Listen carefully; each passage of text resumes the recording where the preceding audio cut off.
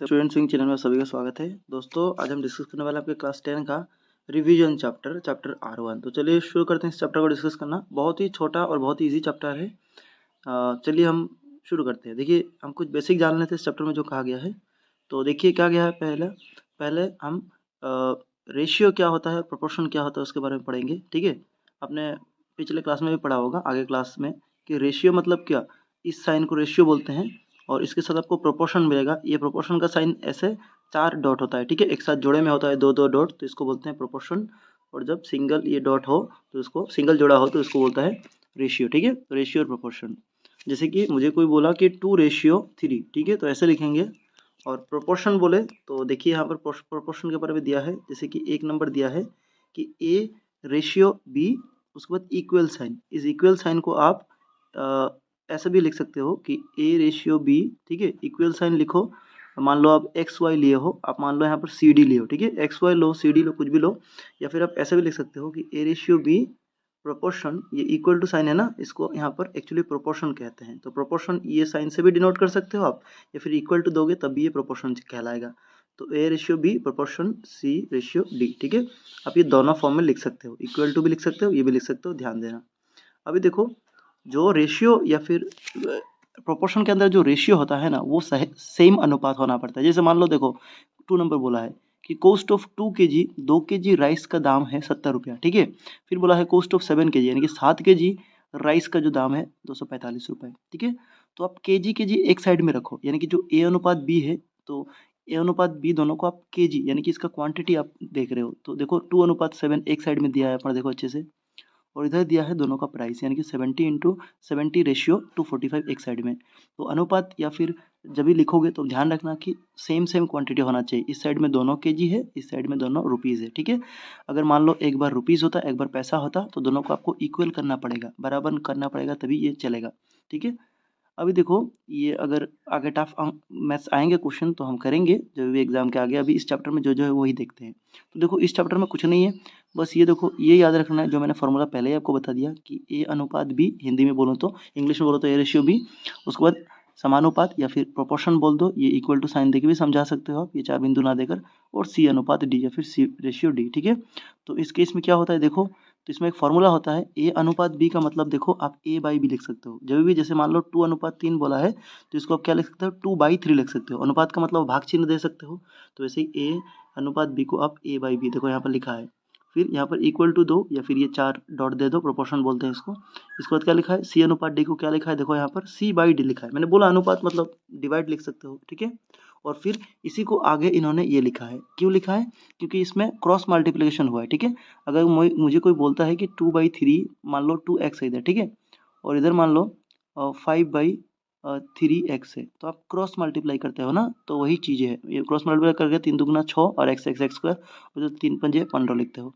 तो सेम ये भी हुआ है कि A/B को A/B लिख के और C/D को C/D लिख के उन्होंने क्रॉस मल्टीप्लिकेशन किया है। तो A/D यानी कि AD और B/C यानी कि BC, ठीक है। तो यही बात लिखा है। तो होप आप समझे होंगे, काफ़ी ईजी चीज़ें हैं। अभी देखो देखो और एक चीज़ यहाँ पर बोला है कि product of the extremes, that is A&D। अभी एक्सट्रीम बोले तो क्या, देखो अगर मैं A/B समानुपात समान चिन्ह, या फिर वो जो 4 डॉट थे वो दे दूँ, C/D लिखूँ, तो यहाँ पर बोला है product of the extreme. Extreme यानी कि जो लास्ट में है, यानी कि A और D दोनों इक्वल टू के दो साइड में लास्ट में है, ठीक है। और यही बोला है product of extreme, that is A/D and product of the medians. Medians मतलब जो मिडिल में है, तो मिडिल में कौन है, B और C।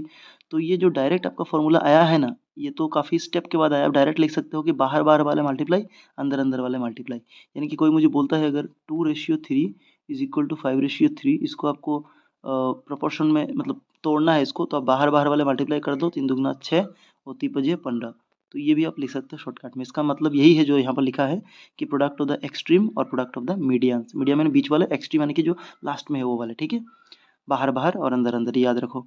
फिर देखो, you now fill up the following table. यहाँ पर एक एग्जांपल दिया है फॉलोइंग टेबल फिलअप करने के लिए कि x जो है वो शुगर का क्वांटिटी समझा रहा है केजी में, 1 kg 2 kg 3 kg ऐसे 4 kg ऐसे शुगर है। और प्राइस, और जैसे कि 1 kg प्राइस शुगर का दाम कितना है, 44 रुपये, ठीक है। 1 kg चीनी का दाम 44 रुपये। यहाँ पर 2 kg का दाम रुपीज़ में दिया है 88। तो 3 की जगह कितना है, ऑब्वियसली यहाँ पर 44 का डबल हुआ है तो 88 हुआ है, 88 हुआ है। फिर 44 का 3 डबल कर दो यानी कि 44 इंटू आप 3 कर दो, जितना होगा वही 3 की जगह दाम होगा। तो 3 4 12, एक रह गया, 3 4 12 यानी कि 132 रुपये। यहाँ क्या होगा, 132 रुपये। ठीक है, फिर यहाँ पर 4 की जगह क्या होगा, तो बस 44 से आप 4 मल्टीप्लाई कर दो तो हो जाएगा, तो 1 4 176 रुपये। ठीक है, तो ये समझ गए, यहाँ पर दोनों बराबर है, ऊपर भी क्या है, बढ़ रहा है, 1 2 3 इंक्रीज हो रहा है, और नीचे भी समान अनुपात में इंक्रीज हो रहा है। तो जब भी समान अनुपात में एक्स और वाई दोनों इंक्रीज हो, एक्स वाई ना बोल के यहाँ पर ए भी बोल सकते हैं, ए भी बोल सकता है, सी डी कुछ भी बोले, तो दोनों चीज़ अगर समान अनुपात में इंक्रीज हो रहा है, या फिर हो सकता है कभी दोनों समान अनुपात में डिक्रीज होंगे, तो उसको बोलते हैं क्या, तो इसके बारे में यहाँ पर पढ़ेंगे। देखो, इसको ऐसे डिनोट किया जाता है कि एक्स प्रोपोर्शनल टू वाई। ठीक है, जब भी दो चीज़ें समान अनुपात में बढ़े या फिर कमे, ठीक है, दोनों घटना पड़ेगा या फिर दोनों बढ़ना पड़ेगा, बराबर होना पड़ेगा, ऐसा नहीं कि एक बढ़े एक घटे, दोनों बढ़ेंगे या फिर दोनों घटेंगे, उसको बोलते हैं एक्स, ठीक है, प्रोपोर्शन टू वाई। ठीक है, इसको बोलते हैं एक्स प्रोपोर्शन टू वाई। यहाँ पर यही चीज़ यहाँ पर लिखा है, आप देखोगे कि that is if x increases then y also increases. ठीक है, तो इसको इससे डिनोट करते हैं। अभी इसका एक फॉर्मूला है, मैं आपको शॉर्टकट में दे दे रहा हूँ, आगे और डिटेल्स में बुक में दिया होगा, आप बस यही याद रख लीजिए। अगर दोनों समान समान बढ़ रहे हैं या फिर समान समान कम रहे हैं तो एक्स प्रोपोर्शन टू वाई बोलते हैं इसको। ठीक है, और इसमें एक फार्मूला लगता है, इस फार्मूला को बोलते हैं x1 बाई y1, ये आपको काम आएगा आगे मैथ्स करने में, कैलकुलेशन करने में। x2 बाई y2, ये फॉर्मूला किसके लिए होता है, ये फॉर्मूला होता है आपका जब प्रोपोर्शन रहे दोनों। ठीक है, x प्रोपोर्शन y, यानी कि दोनों समान अनुपात में बढ़े या फिर कम है, तब ये फॉर्मूला आप लगाना, दोनों ही चीज़ याद रखना। ठीक है, x प्रोपोर्शन y के साथ इस फॉर्मूला को लिंक करना। और एक आपको आगे देखेंगे, देखो, on the other hand if x and y varies in such a way that y decreases as x increases, इसका मतलब यहाँ पर दो अलग अलग बॉक्स हो, जैसे कि यहाँ पर बॉक्स था। ठीक है, इस बॉक्स में क्या होगा, समान अनुपात में बढ़ेगा नहीं, उसमें क्या होगा, एक बढ़ेगा और एक कमेगा। उस केस में क्या होगा, उस केस में उसको हम इससे डिनोट करते हैं, यानी कि x proportion to x inversely proportional to, inversely मतलब ये जो 1 बाई जब भी लगेगा इसको इन्वर्सली बोलते हैं। ठीक है, तो x inversely proportional to 1 by y, x in 1 by नहीं, इसको एक्स इन्वर्सली प्रोपोर्शनल बोलोगे तो ऑटोमेटिक 1 बाई आ जाता है, तो x inversely proportional to y, इसको ऐसे डिनोट किया जाता है। ठीक है, और डायरेक्टली प्रोपोर्शनल जो मैंने बोलता है एक्स प्रोपोर्शनल टू वाई, यानी कि डायरेक्टली प्रोपोर्शनल इसको बोलते हैं, और इसको इन्वर्सली प्रोपोर्शनल बोलते हैं इंग्लिश में। ठीक है, तो इन्वर्सली प्रोपोर्शनल का फॉर्मूला होता है, एक फॉर्मूला अभी आप जान लीजिए, इसको नोट कर लीजिए, वो होता है x1 into y1 is equal to x2 into y2। ये चीज़ें आप याद रखना, आगे कैलकुलेशन में काम आएंगी। ठीक है, मैंने आपको अभी तक दो ही फॉर्मूला बताया है, मैं फिर से बता दे रहा हूँ। एक था x directly proportional to y, जब x और y दोनों ही बढ़ते हो या फिर कमते हो। ठीक है, तब क्या होता है फॉर्मूला होता है x1 by y1 is equal to x2 by y2। ठीक है, और दूसरा मैंने बताया था कि x inversely proportional to y होता है, तब फॉर्मूला क्या होता है, x1 y1 यानी कि इनटू के बीच में is equal to x2 y2। ठीक है, तो दोनों चीज़ें आप याद रखना। ठीक है, नोट डाउन कर लीजिएगा ये वाला। तो देखो, यहाँ पर इन्होंने बताया है कि शोन बिलो, ये इन्वर्सली प्रोपोर्शनल जो है वो शोन बिलो दिखाया गया बॉक्स में, जैसे x1 x2 x3 ऐसे, x4 x5 जो 3 बॉक्स खाली है उसमें होगा, फिर y1 y2 y3 ऐसे चल रहा है। अभी देखो, सच दैट, यानी कि ये इन्वर्सली प्रोपोर्शन कब होगा, जब मैंने आपको पहले ही बता दिया फॉर्मूला कि x1 y1 is equal to x2 y2, और इसमें इक्वल टू x3 y3 है, यानी कि अगर 3 4 हो, तो मैंने तो सिर्फ 2 के लिए आपको बताया है कि x1 y1 is equal to x2 y2। अगर 3 4 देखना हो तो आप सीरियल देख सकते हैं, जैसे यहाँ पर बताया है x3 y3 फिर x4 y4। ठीक है, और ये सभी मिलाकर एक कांस्टेंट होंगे। तो कभी भी जो मैंने इन्वर्सली प्रोपोर्शनल बताया है ना, ये 1 बाई के ना देकर, सॉरी 1 बाई वाई ना देकर, कभी कभी 1 की जगह के दे देगा, तभी आपको घबराना नहीं है। के यानी कि कांस्टेंट, यानी कि ये इन्वर्सली प्रोपोर्शनल का ही फॉर्मूला आप समझिएगा। ठीक है, सो देखो यहाँ पर अच्छा, इन्वर्सली प्रोपोर्शनल का मैं आपको एग्जाम्पल देता हूँ। देखो, इन्वर्सली प्रोपोर्शनल का मैं एक एग्जाम्पल देता हूँ। मान लो आपने x y2 पकड़ा चीज़ें ने, ठीक है, मान लो x जो है ना, ये आप स्पीड है, ठीक है, स्पीड किलोमीटर पर आवर की, आप किलोमीटर पर आवर में कितना स्पीड है, तो मान लो पहले आपका 40 किलोमीटर, मान लो बाइक चला रहे हो, ठीक है, 40 किलोमीटर पर आवर आपका स्पीड है, ठीक है, किलोमीटर पर आवर। आपको लग रहा है, मान लो 5 मिनट, 40 किलोमीटर पर आवर में आपको कहीं पहुंचने में 5 मिनट लग रहा है, तो मुझे तो बताओ कि अगर आपको 45 किलोमीटर, यानी कि अभी अगर आपने बाइक का स्पीड 5 किलोमीटर मान लो बढ़ा दिया, ठीक है, आपका स्पीड जो है 45 किलोमीटर, तब आप कितना मिनट में पहुंचोगे, तो तब आप क्या टाइम ज़्यादा लगेगा कम लगेगा, ओबियसली आपका टाइम कम लगेगा, स्पीड ज़्यादा होगा तो टाइम क्या होगा, कम, यानी कि मान लो ये 5 मिनट की जगह 4 मिनट या फिर 3 मिनट लगेगा। तो इस केस में क्या हुआ कि ये x तो बढ़ा लेकिन उसके अनुपात में y क्या घटा, तो यहाँ पर एक इंक्रीज हुआ, एक डिक्रीज हुआ, तो इस केस में क्या होगा, डायरेक्टली या फिर इन्वर्सली आप बोलो तो इन्वर्सली होगा ऑब्वियसली। तो इन्वर्सली यही है जो मैं आपको समझाना चाह रहा था, ठीक है। और डायरेक्ट क्या होता है, डायरेक्ट तो क्या होता है, इसमें एक्स भी बढ़ता है, वाई भी बढ़ता है। जैसे यहाँ पर चीनी का प्राइस देखिए उन्होंने समझाया है कि 1 2 3 सीरियल बढ़ रहा है, ये भी 44 48 बढ़ रहा है, दोनों बढ़ रहा है इंक्रीज, तो ये डायरेक्टली, और एक बढ़े एक कम है तो आपका इन्वर्सली मतलब प्रोपोर्शनल, ठीक है। होप आप समझे होंगे। देखिए यहाँ पर एग्जाम्पल दिया है, एक बोला है, क्वेश्चन भी हम कर लेते हैं एक बार में।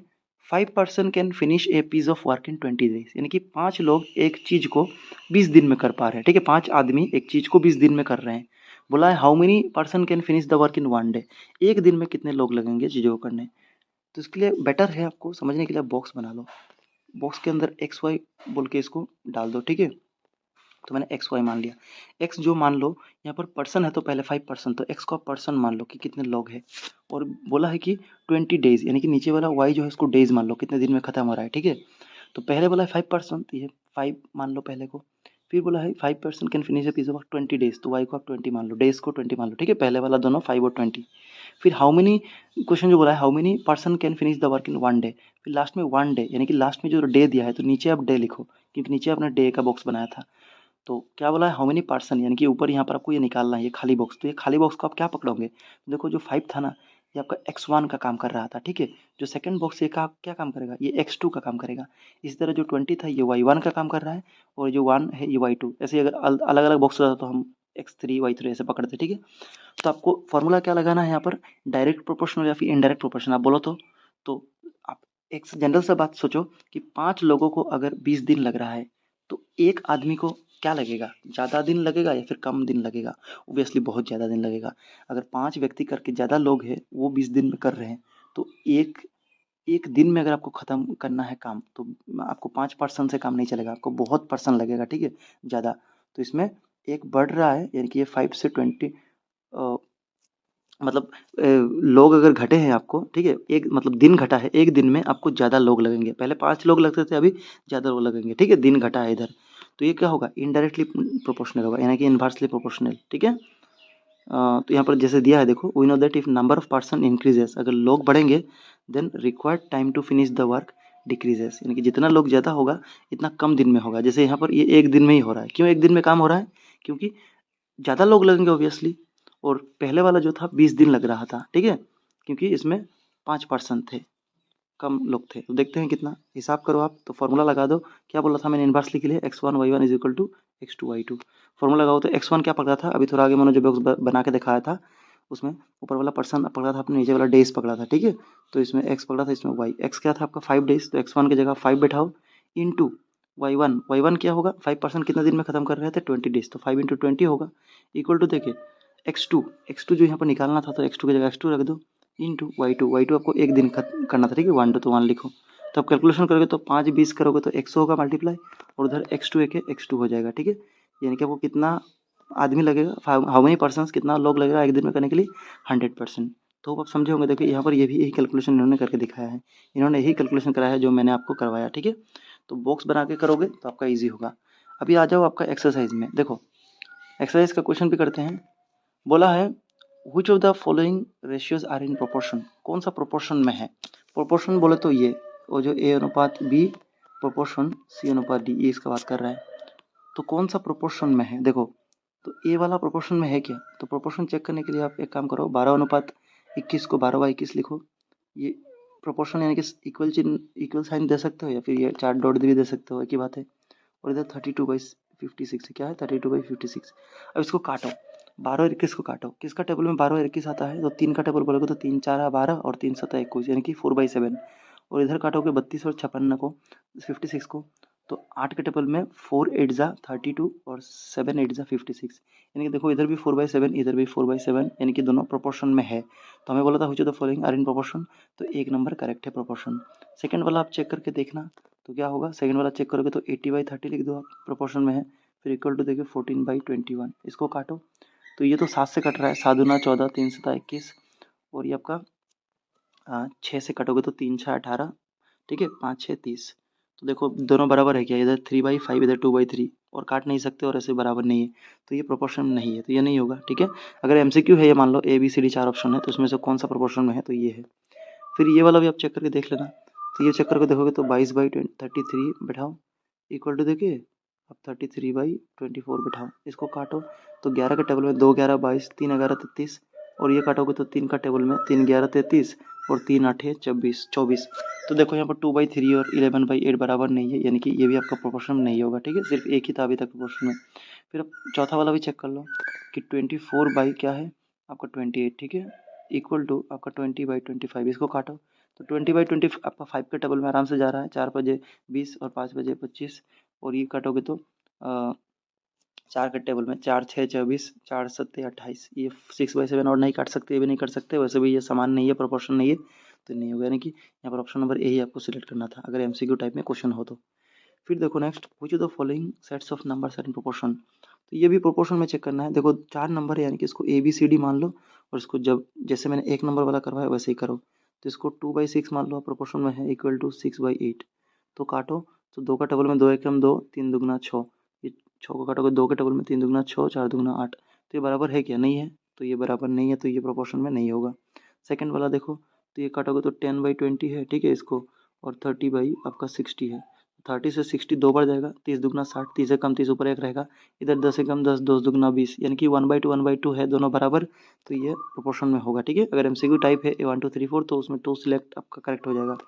3 नंबर भी करके देख लो, ये है p/pq और ये है p² देखिए नीचे क्या है q², तो इसको कैसे काटोगे, देखो ऊपर एक p नीचे एक p कट जाएगा, तो नीचे खाली q बचा, ऊपर कुछ नहीं है तो 1 मान लो, यानी कि इधर बचा 1/q, ठीक है ऊपर, और उधर देखो, इधर ध्यान से देखो, इधर p² यानी कि p 2 है और ठीक है, नीचे तो p है ही नहीं तो p देखना नहीं, लेकिन q देखो इधर खाली q है मतलब एक है ऊपर, ठीक है, एक है और इधर क्या है 2 है, तो एक जो है ना ये 2 को काटेगा, तो यहाँ पर कितना बचेगा, एक बचेगा, ठीक है, क्योंकि ये एक q ऊपर का q और नीचे का q मिलके तो q² होगा, तो नीचे एक q बचेगा काटने के बाद और ऊपर q एक भी नहीं बचेगा क्योंकि इसने इसको काट दिया, तो ऊपर बचा सिर्फ p² और नीचे q, ठीक है, ऊपर क्या बचा, ऊपर बचा p² और नीचे q, और इधर हमने देखा था काट के 1/q, तो वो दोनों बराबर है क्या, नहीं, तो ये भी नहीं होगा प्रोपोर्शन में, ठीक है, तो हमारा प्रोपोर्शन अभी तक एक ही है। चौथा अभी चेक कर लेते हैं, 6/20 इज इक्वल टू 4/30, इसको देखो तो ये किसका टेबल में जाएगा, 2 का टेबल में जाएगा, 3 दुगना 6 10 दुगना 20 और 3/10 और नहीं काट सकते, 4 को काटोगे तो ये 2 दुगना 4 2 पंडा 30 और नहीं कटेगा, यानी कि प्रोपोर्शन में नहीं है, तो आपका आंसर जो होगा 2। फिर देखो fill in the blanks, fill in the blank करना है। Area of triangle, area of triangle आपको फॉर्मूला पता ही है, इक्वल टू πr², ठीक है, तो बोला है इफ ए इंक्रीजेस, अगर ए बढ़ता है देन आर क्या होगा, तो ओबियसली अगर ट्राइंगल देखो, ट्राइंगल ये होता है, ट्राइंगल का अगर एरिया बढ़ेगा तो हमें बोला है if a increases then r, actually ये ट्राइंगल नहीं होगा, गलत है क्वेश्चन, ये सर्कल होता, ठीक है, एसएमएस मीडियम वाला बुक में देखोगे दूसरे मीडियम में तो यहाँ पर ट्राइंगल नहीं सर्कल लिखा है, तो गलत है, तो बोला इफ ए इंक्रीजेस यानी कि सर्कल का अगर एरिया बढ़ेगा, एरिया बड़ा करोगे तो एरिया बढ़ेगा, देन आर, आर मतलब क्या होता है, रेडियस, तो ऑब्वियसली अगर एरिया बड़ा होगा तो जब छोटा सर्कल है तो रेडियस छोटा है, आर जो है छोटा है, तो बड़ा होगा तो क्या रेडियस बढ़ेगा, तो यहाँ पर क्या होगा कि if a increases then r क्या होगा, यहाँ भी आप लिख लेना इंक्रीजेस, ये बढ़ेगा, ठीक है, और इफ आर डिक्रीजेस, अगर आर कमता है ऑब्वियसली एरिया भी क्या होगा, कम, यानी कि यहाँ भी डिक्रीजेस लिख देना, ठीक है। फिर देखो the relation between distance D और time T of a moving car is given in the following, यानी कि एक कार आगे बढ़ रही है, ठीक है, मूविंग कार का डिस्टेंस और टाइम दिया है, टी से टाइम डिनोट कर रहा है, डी से डिस्टेंस, ठीक है, जो हमने थोड़ा पहले देखा था एक्स और वाई, तो उसमें एक टी है इसमें डी है, तो टाइमिंग जो है देखो यहाँ पर 1 2 3 4 टाइमिंग मान लो 1 घंटा 2 घंटा 3 घंटा ऐसे करके लिखा है, या फिर 1 मिनट 2 मिनट कुछ भी हो सकता है, यहाँ बोला नहीं है क्या है, मिनट या फिर घंटा। अभी बोला है नीचे देखो ये डिस्टेंस यानी कि कितना दूर जा रहा है, मान लो 4 किलोमीटर जा रहा है 1 घंटे में, ये मान लो, ठीक है, टाइम 2 घंटा लग रहा है मान लो 8 किलोमीटर, ऐसे 12 13 बढ़ रहा है, तो हमको बोला है फिल इन द ब्लैंक्स, बोला है टी एंड डी वेरीज, तो टी और डी क्या वेरीज, अभी वेरीज मैंने आपको नहीं बोला था थोड़ा आगे, तो मैं आपको फिर बेसिक में जा रहा हूँ, मैंने तो आपको बस डायरेक्टली प्रोपोर्शन बोला था, ठीक है, वेरीज का बात नहीं बोला था। तो देखो वेरीज का मतलब क्या होता है, तो देखो ये देखो यहाँ पर लिखा है x and y varies in such a way that, varies मतलब क्या, हाँ वही कि x and y varies directly proportional, अगर दोनों ही इंक्रीज हो फिर दोनों ही डिक्रीज हो तो डायरेक्टली प्रोपोर्शनल, और दोनों एक बढ़े एक कमे या फिर एक कमे एक बढ़े तो क्या होता है, इन्वर्सली होता है, तो वही है वेरीज और कुछ नहीं। तो यहाँ पर टी और डी क्या हो रहा है, तो बस टी और डी का जो टेबल है चेक कीजिए, देखो ये 1 घंटा लग रहा है आपका, मान लो डिस्टेंस 4 किलोमीटर, 2 घंटा लग रहा है 8 किलोमीटर, 3 घंटा 12। तो ये बराबर बढ़ रहा है ना, 4 से 8 यानी 4 बढ़ा 8 से, और 4 बढ़ा 12, 12 से 4, ये समान है, ठीक है। ऊपर भी समान है 1 2, तो दोनों समान है यानी कि दोनों बढ़ रहे हैं। तो क्या होगा ये, डायरेक्टली या फिर इनवर्सली? ऑब्वियसली डायरेक्टली होगा, तो यहाँ लिख देना आप कि directly proportional, T and D varies directly proportional, ठीक है। फिर देखो फिल इन द ब्लैंक्स, ये सेकंड है, इफ टी इक्वल टू 6, यानी कि अगर ये जो बॉक्स में टी अगर 6 है, ठीक है, टी का यहाँ 6 वैल्यू दिया है, तो हमें बोला है डी क्या होगा, तो डी मतलब नीचे का बॉक्स, ऑब्वियसली यहाँ 4 4 बढ़ रहा है, तो आपको पता ही होगा यहाँ पर 24 होगा, ठीक है, 24 लिख देना ये। फिर देखो, मैं ये एक्चुअली जो बहुत कमज़ोर है मैथ्स में उनके लिए स्पेशली समझा रहा हूँ, तो जो मैथ्स को डर लगता है तो आराम से आप भी इंग्लिश मीडियम वाला भी पढ़ सकते हो, मैथ्स को डरने की कोई बात नहीं है। फिर देखो, इफ डी इक्वल टू 28, अगर डी 28 है जो बॉक्स में दिया है, तो टी क्या होगा, टी क्या होगा, 7 होगा ऑब्वियसली, टी 7 लिख दो। फिर देखो, इफ डी इक्वल टू 36, तो डी 36 किस बॉक्स में है, तो देखो आपको दिखाई दे रहा है साफ साफ, डी 36 यहाँ, तो यहाँ पर क्या होगा, ऑब्वियसली 6 के बाद 7 होगा, 8 होगा, 9 होगा यहाँ पर, तो 9 होगा, ठीक है। फिर देखो, तो ये ऑब्वियसली आप कर सकते हो, समझ गए क्या है ये। देखो 4 नंबर क्वेश्चन देखो, तो ये क्वेश्चन मैंने 4 नंबर थोड़ा पहले करवा दिया था आपको, एक फॉर्मूला था ना, ये 5 मैन कितना दिन में कर रहा है वही वाला। बोला है if directly p directly proportional to q, तो जैसे ही आपको दिमाग में आके p directly proportional to q, तो थोड़ा पहले मैंने आपको एक्स डायरेक्टली प्रोपोर्शनल वाई के लिए क्या फॉर्मूला बताया था, फॉर्मूला बताया था x1/y1 is equal to x2/y2। तो बस यहाँ पर एक्स वाई की जगह पी क्यू है, तो बस x1/y1 की जगह p1 q1 लिख दो, और इधर p2 q2, तो यही फॉर्मूला आपको लगाना है। जैसे ही आपने ये दिखा, तो आपको लगाना है फॉर्मूला क्या, p1/q1 by equal to p2/q2। अभी आपका सवाल होगा कि कौन P1 कौन Q1, तो बस जो पहला P है उसको P1 मान लो, ठीक है, और जो पहला Q है उसको Q1 मान लो, ठीक है। तो इस हिसाब से आपका जो ये पहला होगा P1 इक्वल टू 6 मान लो, ये Q1 इक्वल टू 30, ये P2 मान लो, और then what is the value of Q निकालना है कि Q2 मान लो इसको, तो उसके हिसाब से आप वैल्यू बैठाओगे।